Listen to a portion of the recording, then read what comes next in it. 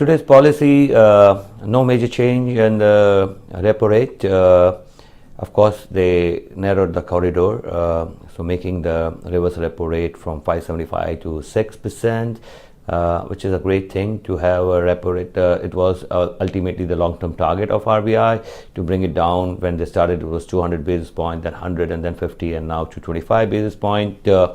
The difference between repo and reverse repo rate, and also they brought down the MSS rate from 6.75 to 6.5. So therefore now you have the entire corridor of rate parcel between 6 and 6.5.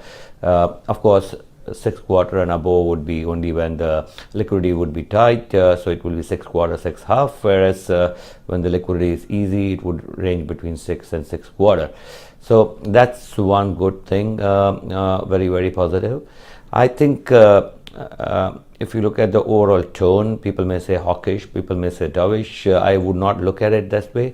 I think the bigger challenge is the absolute inflation target number of 4%, which they need to achieve. And if that is the sole target, it is in a country like India, it is difficult, and you would always have, when you try to weigh the risk both sides, you would have more tendency to risk on upside, particularly when the world itself is in dual mind of reflation versus flatness. So I think that challenge is there, and for that matter, I would not really say when they say neutral, I really mean that I think they really mean neutral.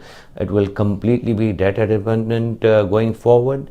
As far as the liquidity is concerned, they will list down the tools, and my assumption that having listed down the tools and not mentioning CRR, these are the existing tools which they have already, and not mentioning CRR, it kind of should give comfort to the market that unless they exhaust these tools, they will not use CRR to absorb the liquidity, which is too much moving high in the system.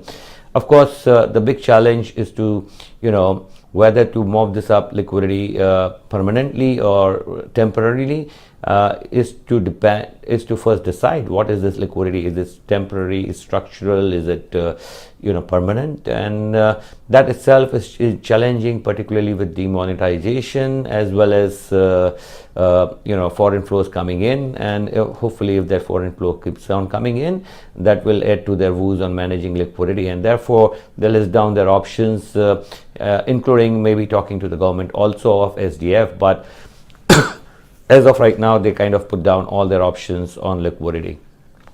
So what does that do to the market? I think the first and the foremost was so much of liquidity in the system.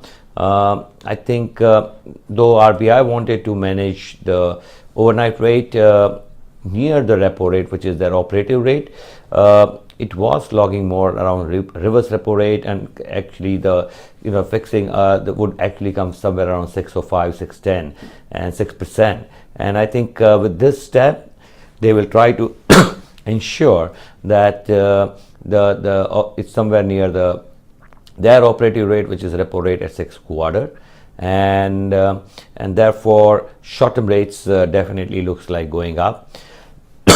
And with the immediate thing, since it's going to be data dependent, unless you have a solid data showing the inflection trajectory to be 4% or below, we don't really expect any rate movement to come so quickly.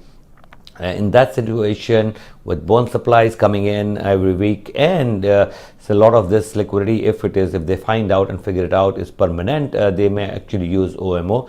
Not great for bond market at the current yields. Of course, everything is a buy or a sell at a price, and I would expect the bond market to settle slightly higher in the curve, and that would be a great buying opportunity once the bond market yield moves up a little bit.